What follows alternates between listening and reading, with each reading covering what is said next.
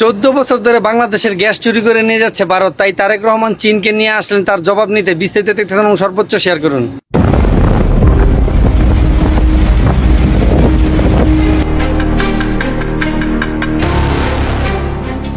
ভৌগোলিক মানচিত্রের সীমারেখা কেবল ভূপৃষ্ঠেই দৃশ্যমান থাকে।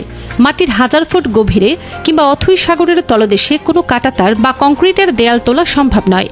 ঠিক এই নীরব বাস্তবতাকে হাতিয়ার করে বঙ্গোপসাগরের বুকে গত 1.5 দশক ধরে চলছে শতাব্দীর সবচেয়ে লোমহর্ষক এবং সুপরিকল্পিত এক লুণ্ঠন। বাংলাদেশ অংশে কোনো গ্যাস উত্তোলন না করে বর্ডারের ঠিক ওপার থেকে শক্তিশালী প্রযুক্তির মাধ্যমে বাংলাদেশের ট্রিলিয়ন ট্রিলিয়ন ঘনফুট গ্যাস নিজেদের ভূখণ্ডে টেনে নিচ্ছে প্রতিবেশী দেশ ভারত ও মিয়ানমার। এটি কোনো প্রাকৃতিক দুর্যোগ বা আকস্মিক দুর্ঘটনা নয়, এটি পদার্থবিজ্ঞানের একটি অত্যন্ত সাধারণ সূত্রকে কাজে লাগিয়ে চালানো এক নগ্ন আগ্রাসন।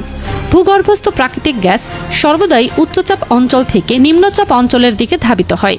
এই বৈজ্ঞানিক নীতিকে পুঁজিতে পরিণত করে নয়াদিল্লি নেপিদ ও বাংলাদেশের সীমানার ঠিক গা ঘেঁষে স্থাপন করেছে দানবীয় সব ড্রিলিং রিগ এবং হাই ক্যাপাসিটি পাম্প। বিরামহীনভাবে গ্যাস উত্তোলনের মাধ্যমে তারা বর্ডারের ওপারে তৈরি করেছে এক বিশাল শূন্যস্থান বা লো প্রেশার জোন। এর সরাসরি ফল হিসেবে বাংলাদেশের সংরক্ষিত গ্যাস স্বয়ংক্রিয়ভাবেই সেই শূন্যস্থান পূরণের জন্য দুই প্রতিবেশীর পাইপলাইনের দিকে তীব্র বেগে ছুটে যাচ্ছে। প্রকৃতির স্বাভাবিক নিয়মের আড়ালে চালানো এই ডাকাতির সাথে ইতিহাসের একটি ভয়ঙ্কর অধ্যায়ের সরাসরি মিল পাওয়া যায়। 1990 সালে উপসাগরীয় যুদ্ধের মূল কারণটি ছিল ঠিক এমন একটি ঘটনা। ইরাকের রুমাইলা তেল ক্ষেত্রের ঠিক সীমানা বরাবর কুয়েত ক্রস বর্ডার ড্রিলিং প্রযুক্তি ব্যবহার করে মাটির নিচ দিয়ে বিপুল পরিমাণ তেল